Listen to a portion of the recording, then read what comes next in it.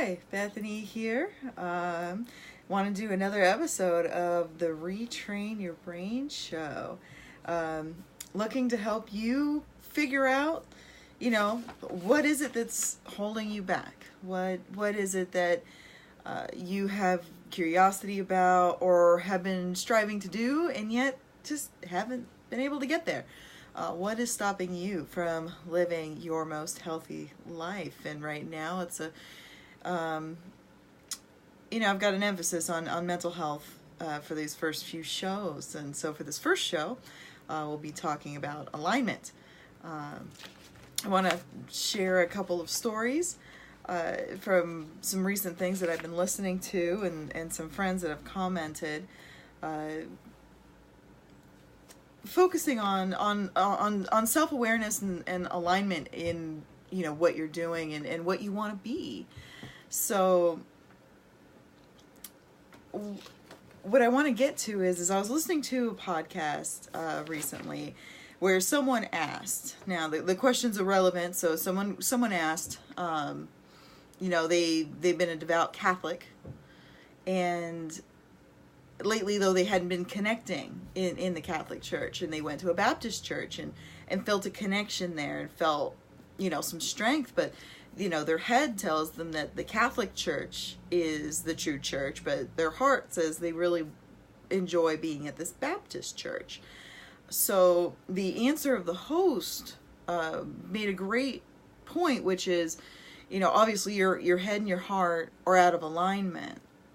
You can only have one or the other. Either the Catholic Church is the right church, or that's not true. In which case, what is it that Baptist church was giving him what he needed? And then he had to decide if, that was the right thing, or, if it was just something he subconsciously wanted.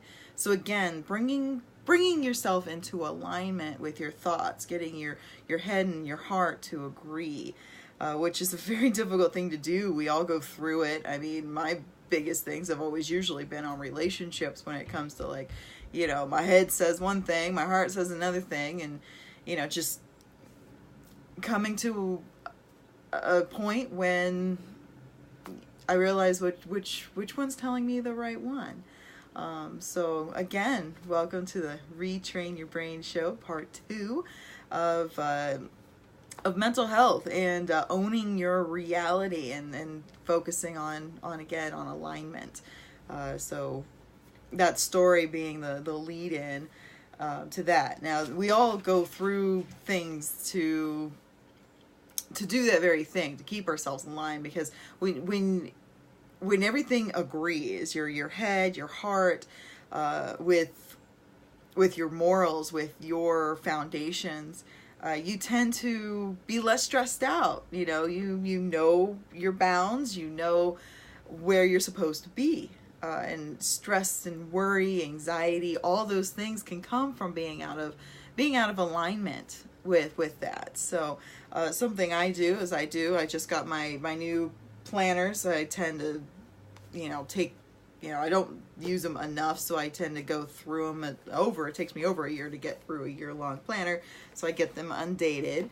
And I'm particular, I like the inner guide, just because it's I like the kind of the thought process and helping me kind of think about my goals and really when I want to achieve them, and writing them down and checking in on myself. So I really enjoy these inner guide planners, and kind of keeps me on track day to day what I should be doing. And it kind of tells me, if I start seeing things kind of back up and not getting done, my top priorities, and I keep just doing the little chores and the little things, obviously that's a signal that I'm out of alignment with what my real goals are, what my head tells me my real goals are, and yet getting distracted. So, I mean, I gotta, use a planner to kind of tune in on my own self, because it's just such an easy thing to do. You want to do the little things and the easy things, and you don't do the hard stuff.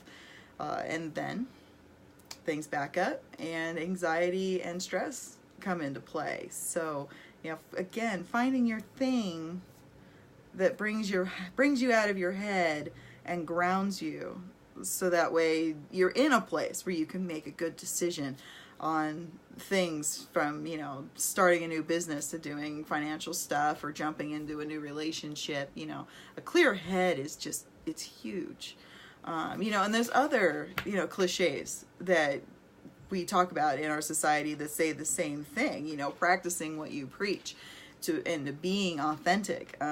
You know, one of the biggest things is all of my closest friends are my friends because they have seen me in my authentic way. You know, at work, people didn't like my authentic way, but they didn't like my PC way either. So either way, it wasn't working. I tend to be kind of very blunt, tell you how it is sort of person. And, you know, and sometimes this would come across as tactless, evidently. Evidently wasn't very good at giving criticism nicely. I did get better at that over the years, because that is something that needed to be fixed. But for the most part, you know, my friends have been great cheerleaders in that, you know, once people kind of get to know me and get to know the authentic me, they realize, you know, I've been told they love me because I can be such a generous, loyal friend. And that's what people are looking for. You know, even if you have some weird little quirks here and there, if you're being real with people, you will attract your people. And that's what you want to do. You know, if it's just not working with somebody because your personalities clash, don't go out of alignment with yourself just to make them happy. It's too much stress, too much of everything. It's just not worth it. Stay away. You know, being authentic and real with yourself brings stuff into your life too that you never know would happen. Things, you're more receptive. I've been doing a little editing on the side as well on Fiverr. I've been using Fiverr for my own logo work and all kinds of things, all the little projects that I'm working on. I'm like, you know what? I'm going to post that, you know, I'm a pretty decent editor for nonfiction, you know, articles, short things. And I have now met a lady who is a DIY blogger who wanted help with her writing. Went through 2 other people. They never responded. They didn't give her an offer, nothing. So she found me and just immediately, here's the gig. And it turns out the whole article is about, you know, not just DIY and diving into it, but also the planning part of it. She's written an article about the project management part of doing DIY home improvements.